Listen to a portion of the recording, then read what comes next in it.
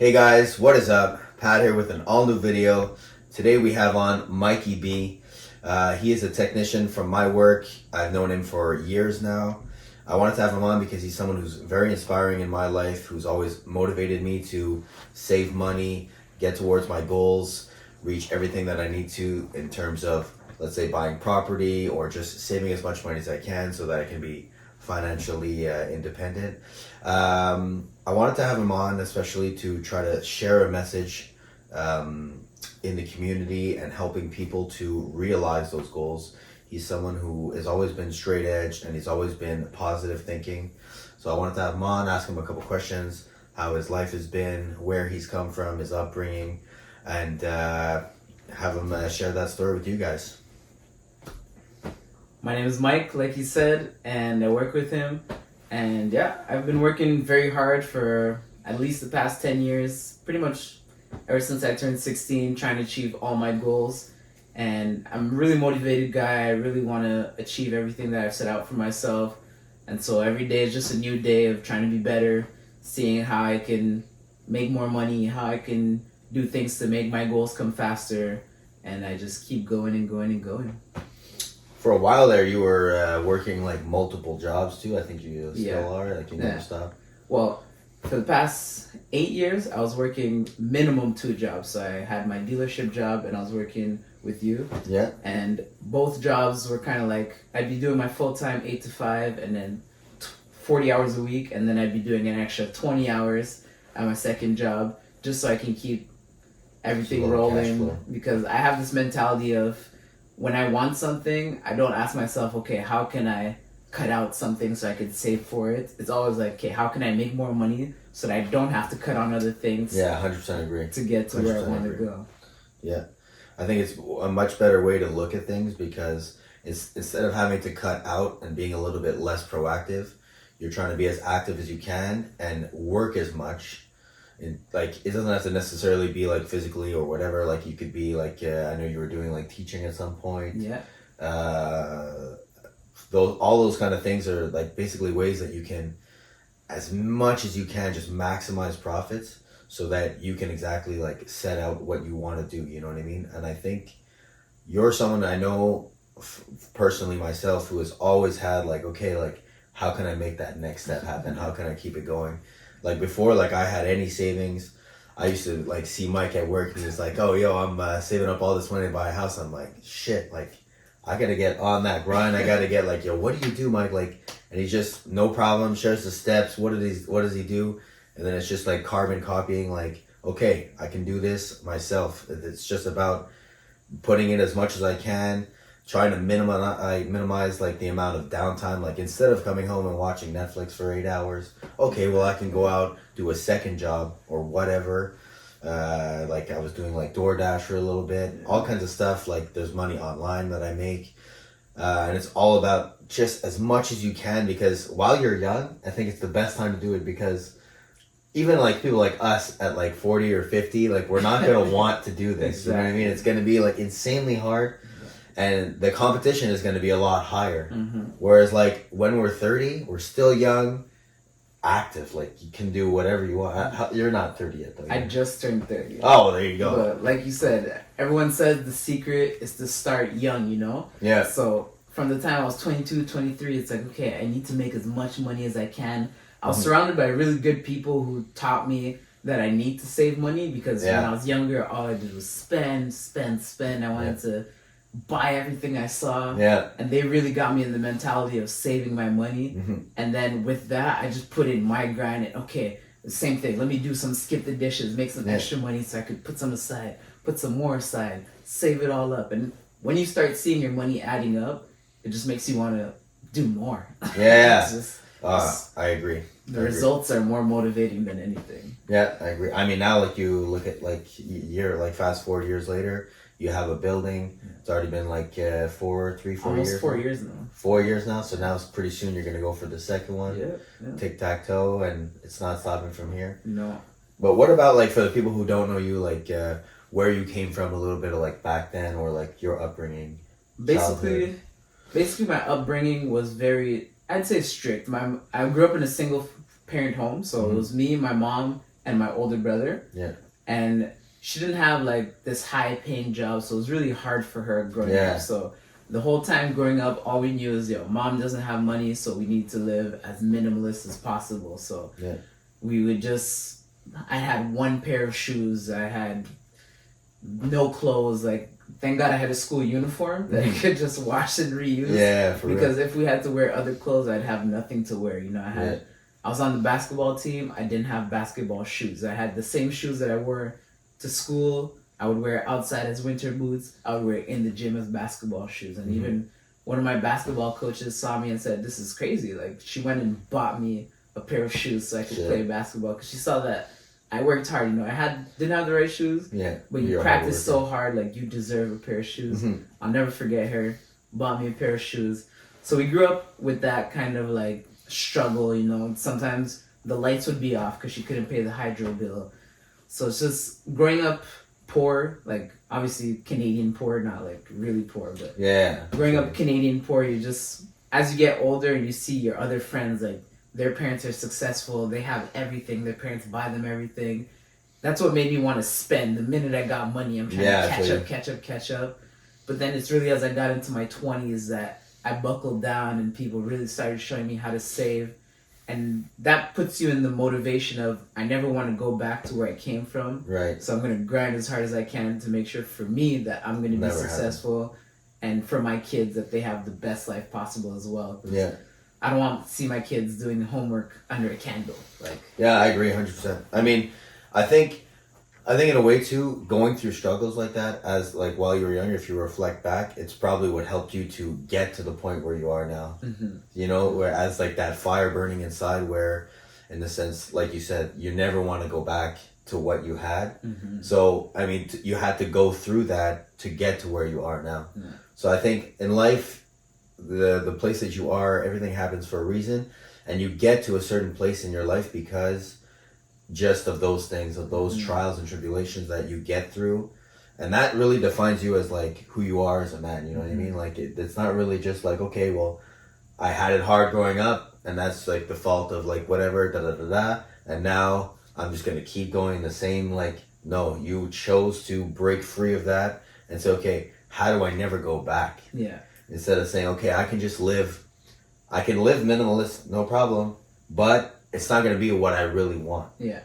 That's like the key difference that a lot of people and a lot of the younger generation is they don't want to take all that responsibility to say, okay, I need to buckle down and do all of this extra work to get to the top. Yeah. Because it's extremely competitive, and there's a lot of kids that they just don't, they'll just be like, okay, I have everything. Yeah. A lot of kids too, like for that come up like I think in rich parents and rich homes is they feel like they have everything. Yeah. So they don't have to work hard. So that's like, it's tough to break out of that mentality. Yeah. But once you do and you say, okay, once you get into like the workforce or whatever, and you notice that your whole life is like, okay, now I have to start working hard to try to prove who I am. And it's a huge, huge gap. So it's all about breaking free of that mentality. And like, were you always motivated? Were you always like hardworking? Like, I think as a teenager, I wasn't that motivated. I kind of just like peer pressure with my friends and do what my friends are doing. Yeah. But it's mostly, I think after I turned 16, I got my first job. I was cutting grass, doing landscaping.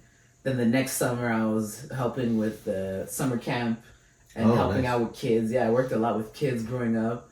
And I think it's when I bought my first car that motivated me. That was my first like real purchase that I'm like, I feel like a grown up now. Yeah, so I wanted to do more. I wanted to, okay, what can I buy next? But I fell into the trap of buying clothes, watches, and just shoes and all that stuff. And then kind of downhill spiral. But as I turned 22 and I really started in my field in mechanics, got a job at the dealership, then I was like, okay, now I really need to do adult stuff and really spend my money wisely. And that helped put me on the right track to stay motivated towards the right things instead of motivation towards useless spending. Yeah. You can fall, it's true, you say you fall easily into the trap. Like once you start getting money and you just taste like, okay, buy all these new clothes, buy all these new watches, and you're like, oh wow, like this is I could just keep going, and then you realize like 5 years later, I have no savings. What is savings? Exactly. What is a TFSA? And then you're just like, oh wow, I could save all this money that's making money. I knew what a credit card was before I knew what a TFSA was. Yeah, exactly. Yeah, it's so much easier to fall into the credit trap than it is to the savings trap. Yeah. But luckily you're here. You're going like for your second building soon, like you were saying. Mm-hmm. And that must have been like a huge, was that like stressful at all, buying your first property? Or? Yes, it was, because as a first time buyer, you have no idea what to expect. And like, I was buying a Plex as well. Mm-hmm. And people would tell you like, why would you do that? You know, it's scary having tenants. They could destroy your home. They could not pay the rent. What's going to happen when a pipe bursts? What are you going to do? Like, you can't fix that.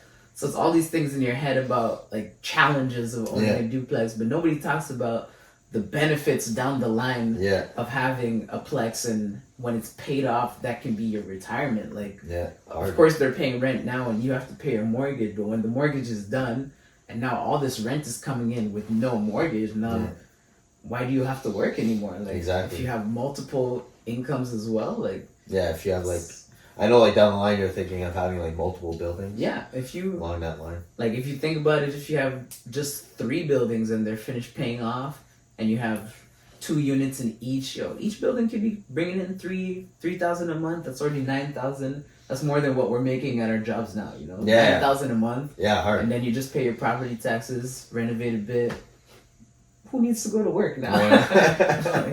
Yeah, because then you can at least enjoy like the rest of what you have. You know what I mean? Exactly. Because I think like that's exactly it. It's not about, for me anyway, I think it's about breaking free of like, because I don't think the 9-to-5 system really works long term anymore. Mm-hmm. It's something that used to be around like in like 60s, 70s, stuff like that it would still be like beneficial to do. Mm-hmm. But now we're seeing more and more like with the inflation and everything, you cannot have like a single income home anymore. Job. Like that just doesn't work. Like back in the days, like my grandparents, like they had 5 kids in the house. My grandfather's working full time, 2-3 jobs, whatever, and they're still making like payments on the house, the this and that, supporting 5 kids, and I'm like, who's doing that today? No. It's not possible. Simply not possible. No. Both parents have to work. Extremely like expensive having kids. So it's like if you don't break free and start making like either making a business on all those things, or if you don't like if you don't try to say, okay, I'm gonna make it in the real estate game and either flip houses or rental income, which is like booming right now. Like obviously since COVID, like the prices are insane. Like your building must have like been reevaluated. Yeah, like they're up 30-40%. Yeah, dude. So like you're like in the money. So that's awesome. All right, so going forward, name me or just talk about a couple of people that like inspired you when you were younger or like nowadays that help you to keep on this track.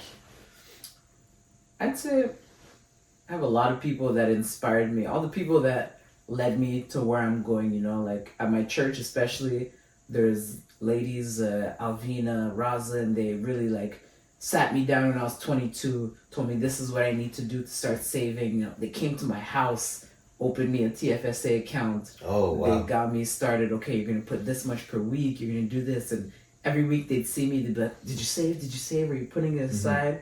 Because I see them and they're successful as well. You know, they have families, they have property, they have businesses.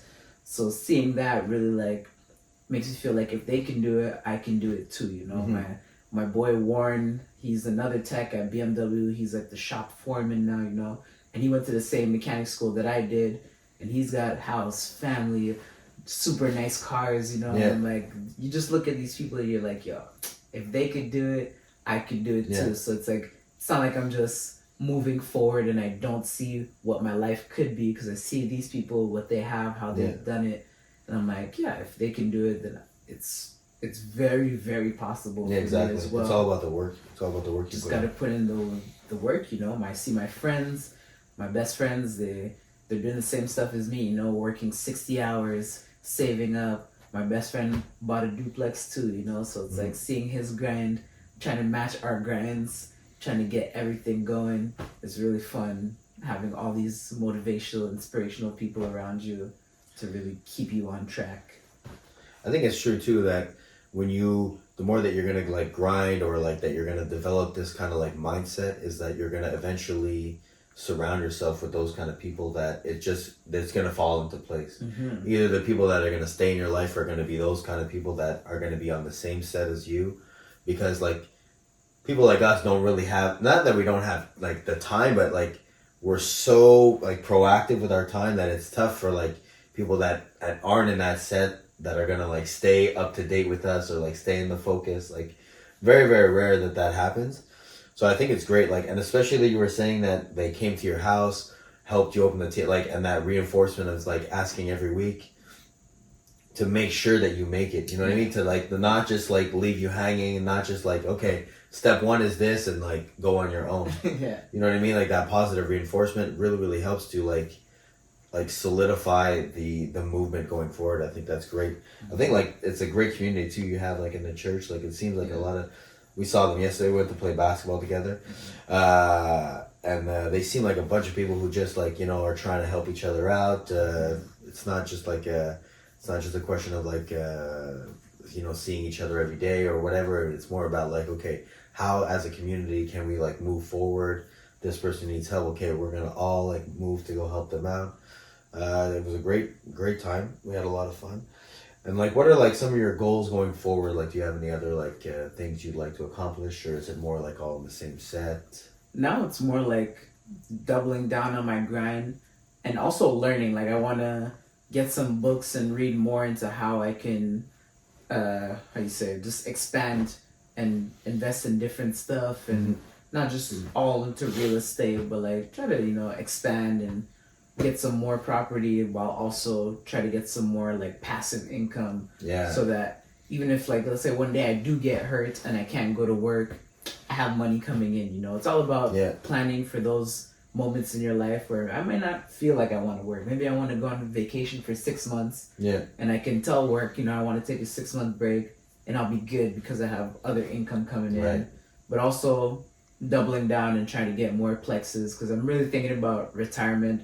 I don't want to work till I'm 67. Like, I feel you. I find that's a ridiculous age, and the whole pension stuff from the government, I'm hearing from retired people, is trash. Yeah. So like, you have to make your own retirement. Don't I feel you. Depend on your RRSPs and the government pension plan, because you're going to be eating noodles at the end of the day. And I think too, like in those senses, like it's eventually either it's not like a big amount of money like a week per week that you get, but it's also like there's always going to be like those taxes coming in. There's always going to be like that thought in the back of your mind saying like, okay, well one day this money's going to be gone. Whereas like if you own a bunch of plexes, that money's there to stay. Yeah, that's not going anywhere. Exactly. And even if you get to a place where you're like, let's say just hypothetically you have 10 buildings, and at 65 or at 66 you're like, okay, I don't want to own buildings anymore. If you sell all those buildings, yo, let me tell you, you're not spending that money for a minute. You're going to have that for a while, and that's really what you want to do. You don't want to,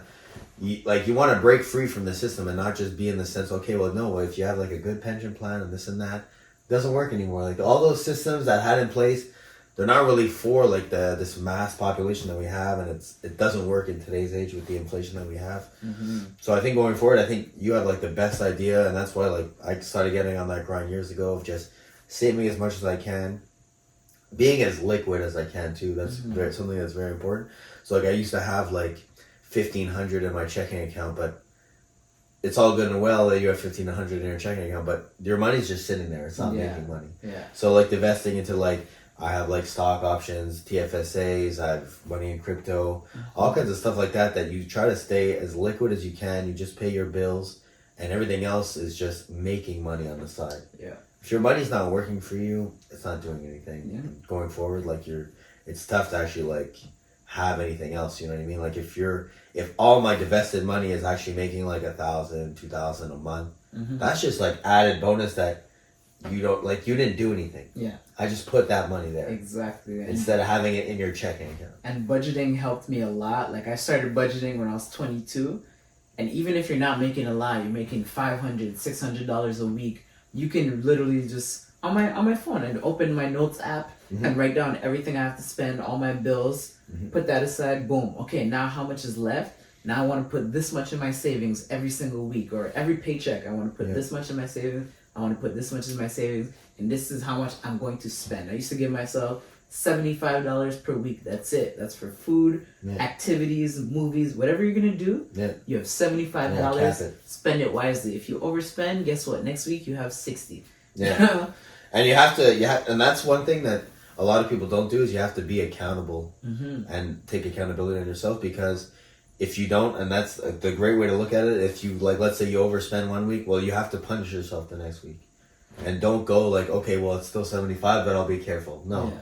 Learn from the mistake. Yeah. Because if you don't, I feel like if you let yourself off the hook, you're not learning. No. You're just going to be, okay, well, next time I'll be careful. Okay, well, I know I'm going to be careful because this week I'm not doing that. It's not going to happen because I limit what I can. Exactly. A lot of people too, like me, myself, when I first started saving, it was all on like, everything was on autopilot. Like all the, like, let's say like in my TFSA, it's like $250 a week. Oh, yeah. So it would just automatically come out. Yeah. Because I knew like back then, it wasn't where I am now, where it's like, okay, I'm actively looking to put as much as I can. And if I can put more, I put more. But it would just be like, I wouldn't do it. So I know if 250 is coming out every single week, I'm not even thinking about it. Yeah. It's just in the back of my mind, it's growing up. It's growing. Yeah. While, like, you know, down the line, that's the thing about TFSAs, like, a lot of people don't realize is, like, right now, like, obviously, like, it's hard to predict, like, a crash or anything, but right now, the market is looking good, it's stabilizing. Is it always going to be like that? I don't think there's ever going to get to a place where, like, the market's going to just go under. I don't think it's possible. I'm not a financial expert, but that's just what I think. Like, obviously I have money in the game, so you don't want to think like, okay, it can go to zero and then you lose everything. Yeah. But I don't think it will. I don't think the system is going to let that happen. So there's always going to be like that bounce back, because without the market, there's basically nothing. Like your whole system's going to fail. So I think that's why you always have to have, and not just have like all your eggs in one basket, like they say. Like, you know, you want to be divested. Okay, there's crypto markets, there's stock markets, there's all kinds of like side businesses you can get into. There's a lot of money online too, like transcribing sites online that they'll pay you. You can use all kind of like different sites. Like I use like there's an open AI now for ChatGPT that there's so much you can do with ChatGPT. It's insane. So I try to get people to look into that option, and like it helps you in your everyday life. Like like let's say just for tags on your YouTube videos, I'll just start, okay, give me 30 tags for a fitness video online. Boom, generates 30, copy paste, boom. And it's as simple as that. I don't have to like think about like 40 different things that I have to write. It's already there. Yeah. So there's so many things, especially with technology nowadays, that will help you to like build a better platform, or just in terms of like having like more passive income. Like all those things can help you out. I think that's the best way to look at it. I think you have like the best outlook that you can. Like I said, like years ago, I wasn't on that grind. I was like, I see a Mike at work, he was like working part-time, and I would see him once a week at night, and I'd be like, what are you doing, Mike? What do you got going on? He's like, oh, I'm saving up for a building. I'm like, shit, saving up for a building. I'm like, that, it's such a foreign idea. I was like, okay, but I'm just going out spending money on whatever. Like, how do you do that? Well, buckle down, open up this TFSA, open up these accounts, savings, and just save as much as you can. I'm like, okay, well, shit. That's another thing. I love sharing information that I've learned, because I realize some people gatekeep information. They don't share it. Like, they're doing stuff to make them successful, but they're not telling their friends or bringing other people with them. Yeah. No. Anything I learn, I want my friends to know. I go tell them, yo, guys, I found this out. Do this, do that. Yo, we could all do it, and we could all make money, and we could all be successful. Like, anybody that asks me how I did it, what I do, I tell them everything. I'm an open book, because I want all my friends, anybody that's interested to know, I let them know. Like, there's nothing I won't tell you. Get it out there. Oh, 100% agree. Like, why? Like, same thing. Like, why would I like just keep information that could help someone that I know, like, down the line, or in any case, like, whether it's in terms of like being successful, owning property, or just like better all like life information. Like that's more or less like the main reason that I started the channel in the first place. Like just giving them like a lot of people, as many people as I can, the most kind of like information, like in terms of nutrition, in terms of like, okay, the use of the benefits of using like the sauna or cold showers or this and that. I think it's really important because like there's more people like on a daily basis, they don't go and actively look for that information. So once you have that information, sharing it, I think it's like the best thing that you can do. Like share with as many people as you can. Of course there's going to be people that don't listen, but like, or like that don't go and do the research themselves, but there's a lot of people that, even if it's one person, you're helping one person. You got to think about it in that, even if the message reaches one person, you did what you had to do. Exactly. I think that's like the best way to look at it, because you can't just try to like please everyone and say, okay, I'm gonna hope this message reaches like 1 million people. Don't think that's like a realistic or like a logic way to look at it.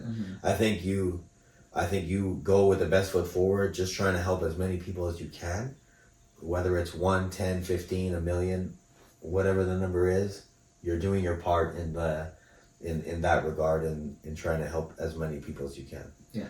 So I think like we touched on a lot of things. I think more or less I got like all the information that I wanted to, like that I wanted you to share with everyone.